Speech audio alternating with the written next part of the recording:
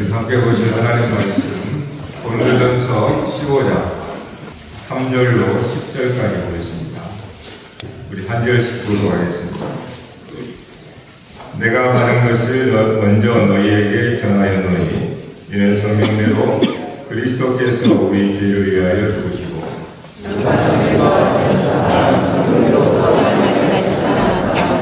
에바에게 보이시고 우리의 12 제자에게와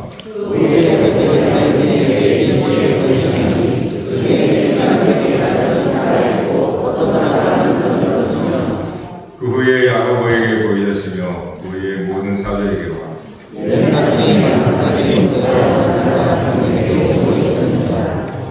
나는 사도 중에 가장 작은 자다. 나는 하나님의 교회를 받게 했으므로 사도라 칭함받기를 감당하지 못할 자니라. 그러나 내가 받은 것은 하나님의 은혜로 것이니 내 중보자의 은혜가 부유하여 내가 모든 사도보다 더 많이 수고했으나 내가 한 것이 아니요 우리가 함께하신 하나님의 은혜로다. 아멘. 오늘 이 말씀을 통해서 마지막에 가서는 저와 여러분이 정말로 이 부활의 날이 여러분의 부활이 되기를 간절히 바랍니다. 바울이 자기를 일컬어 사도라 이렇게 얘기를 하죠. 그래서 우리는 흔히 바울 사도 이렇게 얘기합니다. 바울 사도. 그런데 이 사도라는 이것 때문에 바울이 우리 당시의 교회에서 많은 어려움을 겪습니다. 왠고하니 이 사도라고 하는 칭호는 당시에 초대교회 때에 가룟 유다가 배신하고 그 한 자리가 비어있지 않습니까? 11명의 제자가 있었고 그 빈 자리를 이제 채워 나가는데 그때 이러한 기준을 얘기해요. 예수님과 함께 있었던 자 중에 택한다 이렇게 되어 있습니다. 예수님과 함께 있었던 자, 그러니까 제자들을 말하죠. 11 제자는 당연히 예수님이 택하였기 때문에 함께 있었고, 그러니까 가룟 유다의 빈 자리를 한 사람이 채워야 되는데 그 조건이 예수님과 함께 있었던 자 중에 택해야 된다. 그렇게 해서 이제 마띠아라고 하는 이제 사람을 택하여서 12 제자를 완성을 합니다. 자, 그런데 또 이 12 제자들이 이제 12 사도라라고 하는 칭호를 받게 되거든요. 그런데 바울이 자칭 사도라고 이렇게 얘기를 하고 있다는 거예요. 왜 이게 문제가 되냐면 바울은 예수님과 일면식이 없습니다. 예수님이 공생애가 3년차 안 되는 2년 6, 7개월의 이 사역을 했잖아요. 그러니까 바울은 동시대에 있었긴 있었지만은 그 3년 동안의 예수님 공생애 사역 가운데에 전혀 함께하지도 않았고 또 예수님을 본 적도 없습니다. 그가 예수님을 만나게 된 것은 이미 공생애가 끝난 상태예요. 공생애가 끝난 다음에, 그러니까 십자가에 죽으시고 끝난 다음에 다메섹에 가다가 이제 교회를 잔멸하려고 앞장섰던 이 바울이잖아요. 이 사람이 다메섹에 가는 가운데에 그 도중에, 길 도중에 이제 예수를 만나게 된 겁니다. 자, 그래서 이 제자 12 사도라고 하는 데는 생전에 예수님과 함께 있었던 자 중에 이렇게 이제 기준을 정하고 있단 말이에요. 그들이 이제 12 제자, 12 사도가 이렇게 이제 된 겁니다. 근데 어느 날 갑자기 이 바울이라는 사람이 내가 사도다 이렇게 나오는 거예요. 그리고 어떤 일이 벌어졌습니다. 문제가 심각해지겠죠. 왜냐하면 바울은 생전에 주님을 만난 적도 없고 그와 함께 있지도 않았습니다. 제자도 아니었단 말이에요. 사후에 갑자기 주님을 만난 거거든요. 그러다 보니까 이제 바울의 서신을 보면은 그의 사도권에 대해서 상당한 이슈가 되어서 논쟁이 많습니다. 그 이유는 앞서 말씀드린 것처럼 그와 같은 거예요. 주님이 생전에 주님과 함께 있었던 자들이 사도가 되지. 어떻게 바울이 사도라고 말할 수 있냐. 이렇게 이제 논란이 되어서 당시 교회도 바울을 사도라고 인정하지 않았고, 인정하기 매우 불편한 겁니다. 그래서 바울도 그러한 이 교회 안에서의 다툼, 논쟁의 중심에 있었던 사람이란 말이에요. 그래서 오늘 말씀에 보면은 만삭되지 못하여 난 자, 이런 표현을 하죠. 바울이 맨 나중에 만삭되지 못하여 난 자 같은 내게도 보이셨다, 이렇게 말씀하지 않습니까? 이거는 마치 바울이 스스로 만삭되지 못했다라고 하는 겸손을 말한 게 아니고, 당시의 초대교회가 바울을 향하여서 하나의 조롱과 비난 섞인 이야기인 겁니다. 그러니까 달을 채우지 못하여 난 자, 뭔가 부족하고 뭔가 약하고 뭔가 결핍이 있는 자, 이렇게 해서 마치 그거를 달을 채우지 못하고 난 자 같은 나에게 이렇게 말하는 거예요. 그러니까 당시의 교회가 바울의 사도권을 거의 인정하지 않았고 매우 불편했습니다. 그러나 분명한 것은 성경은, 즉 하나님은 바울의 사도됨을 전혀 차별하지 않았습니다. 오히려 다른 12사도보다 바울의 사도적 사역이 월등히 많습니다. 월등히 대단하고, 우리가 아는 바와 같이 사도행전 11장 이후에, 그 이전까지는 베드로가 주축했지만 그 이후부터는 바울이 주축이 됩니다. 그러니까 하나님은 바울을 통하여 더 놀라운 사역을 했던 거예요. 그런 면을 볼 때 바울의 사도됨은 전혀 차별이 없고 문제가 없다라는 것을 하나님께서 말씀하고 있는 겁니다. 자, 여기서 우리가 좀 생각해 봐야 될 게 있는데요. 왜 초대교회 교회 교인들이 바울의 사도권을 인정하지 않고 그렇게 조롱했는가? 앞서 말씀드린 바와 같이 예수님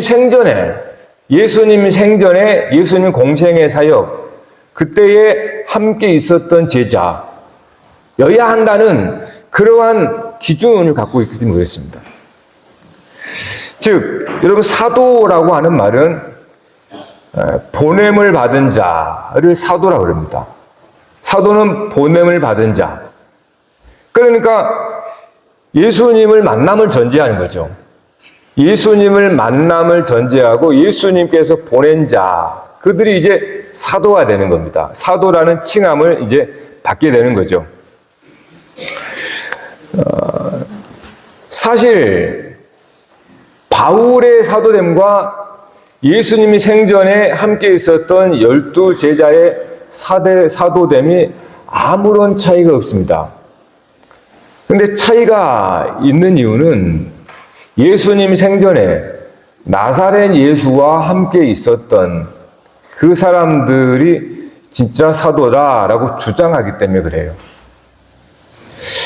여러분, 이것은 오늘 우리에게도 상당히 중요합니다. 실제로 이 12제자가 12사도가 이제 되어 가거든요. 그러나 예수님과 생전에 함께 있었던 12제자들은 주님을 따랐지만은 사실 주님을 잘 몰랐어요. 그걸 복음서에서 내내 제자들의 무지함을 폭로하지 않습니까? 예?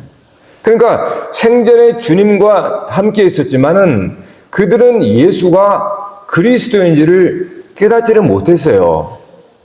그럼에도 불구하고 생전에 주님과 함께 있었던 자가 사도야 라고 이렇게 정한 겁니다. 물론 그것이 전혀 의미가 없는 건 아닌데 궁극적인 것은 그렇지 않아요. 제자들이 예수를 따랐지만 그들은 사도로서의 부름은 성령님 강림 이후입니다. 사실 그들이 예수를 따랐지만은 예수님이 십자가에 못 박혀 죽자 그들은 다 뿔뿔이 흩어져 버렸어요. 네? 그들이 보냄받아 흩어진 게 아니고, 예수님으로 말하면 보냄받아 흩어진 게 아니고, 그들은 예수님, 자기가 따르는 예수님이 십자가에 못 박혀 죽자 그들은 자기 고향으로 다 내려가 버렸습니다. 이건 사도가 아니죠. 보냄받은 게 아니잖아요. 네? 그래서 이들이 언제 사도로 부름을 받냐? 사실은 성령님 강림할 때입니다. 우리가 지난 사도행전을 쭉 봐왔지만은 저들이 성령께서 임했음에도 불구하고 저들은 보냄을 받았음에도 불구하고 가지 않습니다. 제자들은. 생전에 예수를 알고 예수와 함께 있었다고 하는 제자들은 성령을 통하여서 너희가 예루살렘을 넘어서 유대, 사마리아 땅끝까지 보냄을 받은 건데 제자들은 안 가요. 그 사도가 아닌 거죠. 오히려 예수님과의 생전에 함께하지 않았던 이 바울은 다메섹에서 예수를 만나자 그 즉시로 그는 복음을 전합니다. 땅끝까지. 이것이 오늘 우리가 갖는 심각한 고정관념이거든요. 그러니까 나사렛 예수를 아는 것이 그들이 사도됨이 아닙니다. 물론 열두 제자가 채워지는 것은 구약의 12지파 때문에 채워진 의미가 있어요. 그러나 생전에 예수와 함께 있었다고 해서 그들이 사도의 조건은 아닙니다. 그들은 예수와 함께 있었지만은 오히려 보냄받지 못했잖아요. 꾸역꾸역 그냥 예루살렘만 멈춰 있으려고 하는 거죠. 그러나 성령께서 임하자 저들은 이제 그때부터 보냄을 받게 되는 겁니다. 그렇게 봤을 때 바울의 사도됨이 궁극적으로 보냄받는 자의 근원이라는 거예요. 즉, 왜 이 말씀을 하는가 하면 오늘 우리들 때문에 그렇습니다. 오늘 우리 중에 2000년 전에 예수님이 그것도 3년도 안 되는 고작 2년 7개월 정도 있었던 그 예수님이 공생의 사역 가운데 있었던 적도 없고 본 적도 없고 우리는 뭐 사실 아무것도 몰라요. 근데 우리는 이 자리에 앉아있단 말이에요. 우리는 다 여러분은 보냄받은 자들입니다. 나갈 때 세상으로 보냄받은 거거든요. 이거를 사실 일명 사도라고 그러는 거예요. 본래 뜻이 보냄받은 자니까. 그러니까 우리의 보냄받은 자의 근거는 12 제자들처럼 예수님 생전에 예수님과 함께 있었던 게 그게 근거가 아닙니다. 우리는 2000년이라는 세월을 넘어서 우리는 예수님을 만났고 그 예수님으로 말하면 보냄을 받은 거란 말이에요. 그래서 우리는 모두가 다 바울과 같은 사도됨입니다. 이게 진짜 사도라는 거예요. 그러면 바울이 어떤 주님을 만났습니까? 여러분, 바울이 다메섹에서 만난 주님은 생전에 만난 예수님의 그런 육체적인 모습 그런 게 아닙니다. 그냥 빛 가운데 말씀을 들었다 이렇게 나와요. 즉 부활하신 주님을 만난 겁니다. 부활하신 주님을 바울은 만나고 그로 말미암아서 그는 곧 바로 사도됨을 인정받고 나가는 겁니다. 네. 우리가 만난 주님과 바울이 만난 주님 하등 차이가 없습니다. 진짜로 만나는 것은 제자들이 나사렛 예수로서의 만남이 아니고 그런 나사렛 예수를 만났었을 때 그들은 예수가 그리스도인지를 몰랐잖아요. 예수님이 죽으시고 부활하신 다음에 그때 그들은 비로소 예수 그리스도를 알게 되고 사도로 이제 부름을 받지 않습니까? 그러므로 오늘 저와 여러분도 동일하다는 거예요. 네. 예수님의 생전에 그의 얼굴형을 우리가 안다 그래서 그게 중요한 게 아니고 내가 부활하신 주님을 내가 만났느냐라는 거예요. 이것이 오늘 부활에 우리가 생각해야 할 부분입니다. 우리에게도 동일하게 이와 같다라는 거예요. 근데 바울이 주님을 만났다는 오늘 말씀해 보면 우리가 주님을 만난 것도 여기에 12 제자들이 주님을 만났다고 하는 것이나 이후에 500여 명의 형제들에게 주님을 만났다고 하는 것이나 그 다음에 만삭되지 못한 자와 같은 바울이 주님을 만났다고 하는 것이나 오늘 저와 여러분이 주님을 만났다고 하는 그 주님은 동일한 주님이란 말이에요. 동일한 예수 그리스도입니다. 자, 이 말씀을 제가 드리는 이유는 이것이 예수님께서 이 땅에 오신 진짜 이유와 목적이라는 겁니다. 우리가 예수 그리스도의 부활의 증인이라는 것을 가르쳐 주시고 그렇게 보냄받은 사도로서 살도록 주님께서 사실 이 땅에 오신 이유거든요. 여러분, 그리스도라는 말은 기름 부음 받은 자라는 겁니다. 구약 시대에 하나님이 택하여서 기름을 붓잖아요. 보통 하나의 거룩한 의식인데 왕이나 선지자나 제사장에게 기름을 붓습니다. 이때 기름 부을 때 사람이 택하여 기름 부은 게 아니고 하나님께서 지시를 해서 누구에게 기름 부으라 이렇게 하게 되면 선지자는 그 말씀에 따라가서 그 왕을 세워 기름을 붓습니다. 그러니까 하나님이 택하고 하나님께서 기름 부은다는 건데, 그러면 기름 부은다라는 뜻은 무엇이냐? 하나님이 그와 함께 한다라는 뜻입니다. 그러니까 기름 부었다라는 것은 하나님께서 너를 세웠다. 그 말은 하나님 너와 함께 한다라는 뜻입니다. 따라서 예수 그리스도라는 뜻을 해석하면 하나님이 함께하는 예수가 라는 뜻이에요. 하나님이 함께하는 예수. 자, 여러분을 뭐라고 그럽니까? 이방인들이 안디옥 교회에서 그때 안디옥 교회에 다니는 다른 사람들이 그리스도인이다 이렇게 말했어요. 그리스도인, 그리스도의 사람이라는 뜻이죠.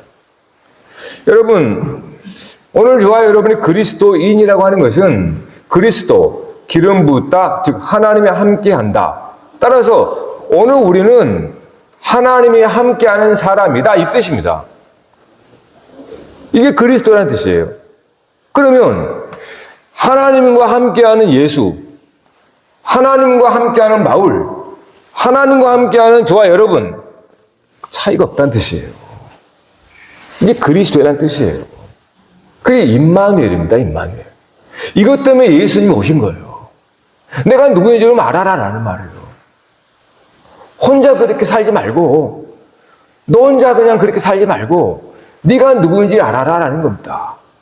너는 그리스도인이야. 즉 하나님이 함께하는 자야. 이걸 알라는 거예요. 이것 때문에 예수님이 오셔서 그리스도가 되신 거예요. 네? 그래서 우리는 예수 그리스도라고 하는 겁니다. 그래서 우리에게 동일하게 그리스도로 말미암아서 우리에게 하나님이 오시게 되었고 우리는 이제 그리스도인이라는 칭함을 받는 겁니다. 따라서 예수 그리스도와 같이 우리도 임마누엘, 하나님이 나와 함께 하시다라는 그리스도인이 된다는 거예요. 이거를 위해서 예수님이 사람으로 오신 거예요. 그리고 십자가에 죽으신 겁니다. 이걸 우리가 모르면 진짜로 예수님이 오시고 십자가에 죽으시고 부활하신 것이 이게 어떤 의미가 있을까요? 내가 누구인지를 모르면, 내가 누구인지를 모르면요. 결국 그리스도인이라는 것은 예수님 우리는 하나님의 아들이다 이렇게 말하죠. 이 말은 하나님으로부터 난 자다 그 말입니다. 하나님으로부터 난 자, 하나님으로부터 낳은 자녀. 그래서 여러분이 그리스도인, 우리가 그리스도인이라는 것은 하나님으로부터 낳은 자녀다 이 말이에요. 예수님을 첫 열매라고 말하는 겁니다. 맏아들이다 이렇게 말씀하죠. 오늘 여러분 우리가 하나님의 자녀라는 것을 믿습니까? 이것이 여러분의 시험입니다. 우리의 시험은 다른 게 아닙니다. 여러분이 이 세상에 사는 동안 시험은 딱 하나 이겁니다. 예수님께서 마태복음 4장에 시험을 받으시죠. 세 번의 시험을 받는데 네가 하나님의 아들이거든, 네가 하나님의 아들이거든 이 돌을 떡으로 만들라. 네가 하나님의 아들이거든 성령의 꼭대기 떼어내려라. 네가 하나님의 아들이거든 내게 무릎 꿇어 천하 만국을 주겠다. 결국 핵심이 뭐냐 하면 네가 하나님의 아들이라면 이겁니다. 우리의 시험은 이겁니다. 네가 하나님의 아들이면 하나님의 아들답게 살아라는 건데 우리는 하나님의 자녀라고 하는데 사람의 아들로 살아버리고 세상의 아들, 딸로 살아버린다 이 말이에요. 이게 시험인 겁니다. 하나님의 아들이면 돌을 떡으로 만들지 않습니다. 아니, 아버지가 계시는데요. 하나님 아버지가 만유의 주가 되시는데 뭐하러 돌을 떡으로 만듭니까? 하나님의 아들인데 뭐하러 성전에 뛰어내려서 하나님을 시험합니까? 하나님이 계시는데. 하나님이 우리 아버지인데 천하만국 얻어봤자 뭔 의미가 있습니까? 다 아버지의 것인데. 하나님의 아들이라면 그런 일을 하지 않아요. 아버지가 누군지 아니까. 하나님 우리 아버지니까. 그래서 이게 시험인 거예요. 마귀는 돌을 떡으로 만들어라. 성전에 뛰어내리면 천사가 받쳐줄 거야. 그럼 인기가 쫙 올라간다. 세상을 다 네 거로 만들어. 천하만국. 시험은 이겁니다. 우리는 분명히 그리스도인입니다. 하나님의 자녀란 말이에요.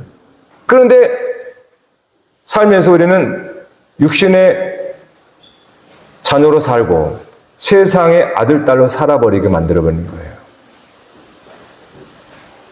그게 저와 여러분의 시험이고 이게 그리스도인이라고 하는 시험입니다.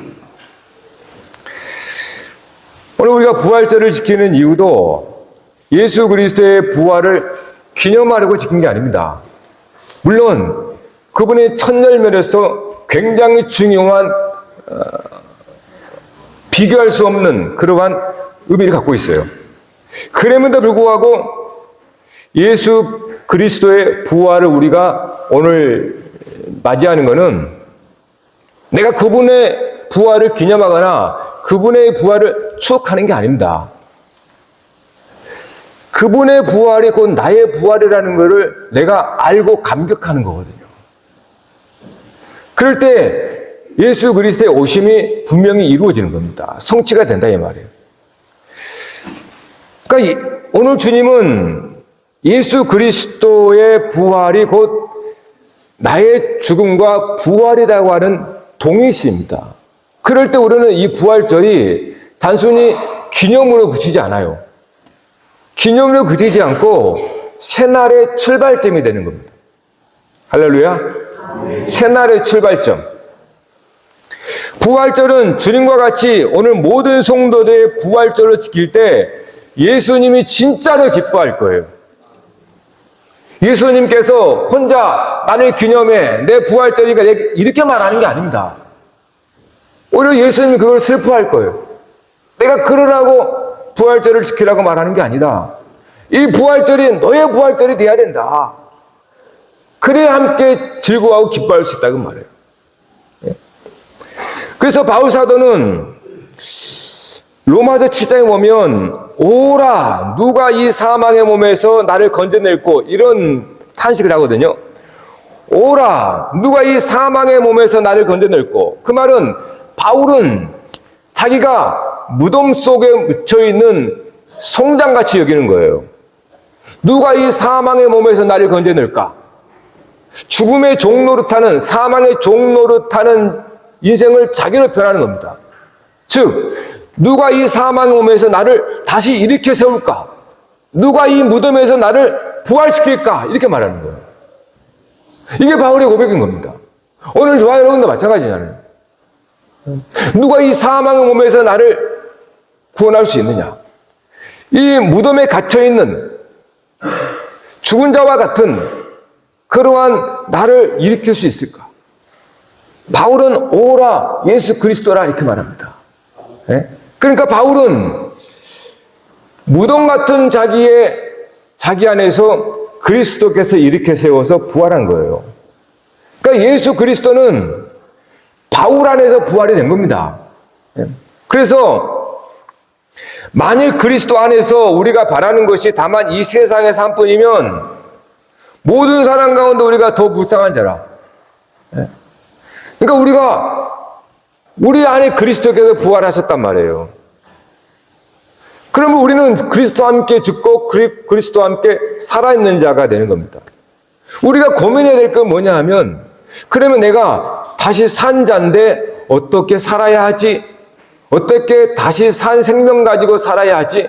어떻게 부활의 삶을 살아야 하지? 라고 우리는 생각해야 되는 거죠. 즉 내가 장차 죽을 날을 생각하는 게 아닙니다. 우리는 그리스도와 함께 죽고 그와 함께 살아났다면 마치 우리가 무덤에 갇힌 자가 무덤에서 일어난 것처럼, 그래서 예수 그리스도에는 무덤이 비어 있어요. 비무덤이에요. 근데 왜 우리는 그 빈 무덤을 채우려고 이 땅을 살아가냐 그 말이에요. 우리가 그리스도와 함께 부활했다면 나의 무덤도 빈 무덤이거든요. 그런데 왜 우리는 그 빈 무덤을 채우려고 그렇게 죽음의 종노릇하며 이렇게 살아야 하는 거예요? 이거는 내 빈 무덤을 채우려고 하는 거잖아요. 살아나셔서 무덤이 비어 있는데 내 묘자리 알아놓고 거기에 들어가려고요. 여러분 잘 생각해 보세요. 믿음이 뭔가? 우리는 내 빈 무덤을 채우려고 하는 게 아닙니다. 우리 이미 여러분의 그리스도와 부활했다면 여러분의 믿음은 비어 있습니다. 영원히 비어 있습니다. 영원히. 그런데 여러분의 우리의 인생들 봐보세요. 우리는 이 세상의 사람들이 그렇게 세상의 전부인 것처럼 그렇게 살다가 무덤에 한 평도 안에 무덤에 묻히려고 그렇게 사는 것과 같이 혹시 우리가 그렇게 살고 있지는 않나? 여러분 그리스도의 부활이 여러분의 진짜 부활이라면 여러분의 무덤은 비어 있습니다. 그렇게 들어가려고 하면 안 된다는 거예요. 주님이 지금도 빈 무덤이 있다고 그러죠. 왜? 그분이 살아계시기 때문에. 살아계시기 때문에. 그러므로 오늘 이 부활절날 그리스도인인 여러분은 죽음을 다시 생각해 봐야 됩니다. 죽음을 다시 생각해야 된다는 이유가 뭐냐면 이제는 나의 장차의 죽음을 생각하지 말라는 거예요. 내 장차 죽을 그 죽음을 생각하지 않는 겁니다. 왜냐하면 우리가 생각할 죽음은 내가 그리스도와 함께 죽고 그리스도와 함께 살았다고 하는 이 참 말씀을 생각하는 거예요. 그러므로 예수님이 그렇게 말씀합니다. 나를 믿는 자는 죽어도 살겠고 죽은 자는 살겠고 그리고 그리스도를 믿으며 산 자들은 영원히 죽지 아니하리라. 그러니까 여러분 예수 그리스도를 믿는다면 여러분의 믿음은 무덤은 이미 비어 있습니다. 일어났기 때문에. 예? 그게 그리스도를 믿는 믿음이에요. 따라서 성도는 죽을 날을 바라보고 사는 게 아닙니다. 영원한 세계를 바라보고 사는 걸 성도라 그럽니다. 영원한 나를 바라보고 사는 삶이 성도입니다. 그러므로 정한 기한이 있다 그래서 이 정한 기한에 뭔가를 해보겠다고 하지 않습니다. 죽음의 날이 있다는 것을 모두가 알아요. 그런데 그날의 기한이 있기 때문에 그날에 내가 할 수 있는 건 모든 거 다 하자. 이렇게 산 사람은 그 죽음에 매여 있는 종로로 타는 사람이죠. 그러나 우리는 그리스도와 함께 일어났다면 그 죽음이 없기 때문에 그렇게 조급하게 내가 뭔가 내 육신이 살아있을 동안에 뭔가를 다 하고 싶다 그렇게 생각하지 않습니다. 여유만만이죠. 여유만만입니다. 예수 믿는 사람들은 조급하게 살면 안 됩니다. 영원히 할 건데 진짜 영원한 것이 무엇일까? 그렇게 생각하면서 여유 있게 그렇게 살아가야 하는 것이 맞다라는 거예요. 그런데 그 부활이 나의 부활을 여기지 않으면 나는 육체의 죽을 날을 기억하기 때문에 그 기한 안에 내가 뭔가를 해보겠다고 하고 또 기한이 올까봐 두려워 그렇게 사니까 세상과 똑같다라는 거예요. 삶의 변화는 부활 때문에 그렇습니다. 예수 믿는 사람들의 삶의 삶의 변화의 시작은 부활을 어떻게 우리가 정말 알고 믿느냐에 따라 달라진단 말이에요. 그러므로 죽음을 다시 생각해야 됩니다. 주 안에서 죽는 자는 복이 있다. 첫째 부활에 참여하는 자, 곧 그리스도께서 우리 가운데 살아있는 자들은 둘째 사망에 다스릴 권세가 없다. 둘째 사망이 없다. 그러니까 우리는 빈 무덤에 들어가려고 그렇게 살지 말고 이제는 그리스도와 함께 산 자로서 그렇게 살아갈 것을 생각하고 고민하며 그렇게 살아야 한다는 겁니다. 그것이 예수 그리스도의 부활절을 오늘 나의 부활절로 그렇게 믿는 거예요. 그래서 성도의 삶이란 바울 사도의 고백이 되어야 하는 거죠. 형제들아, 내가 그리스도 예수 우리 주 안에서 가진 바 너희에 대한 나의 자랑을 두고 단언하노니 나는 날마다 죽노라. 나는 날마다 죽노라.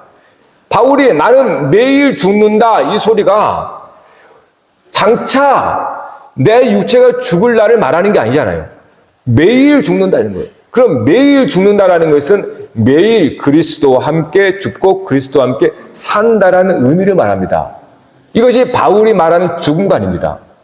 예. 따라서 오늘 우리도 바울의 고백처럼 매일 나는 죽노라. 이 말은 매일 그리스도와 함께 다시 살아나는 생명으로 산다라는 말입니다. 창세기 구약에 보면은 날이라는 개념이 있어요. 히브리인들에게 날의 시작은 저녁부터 그 다음날 저녁 전까지입니다.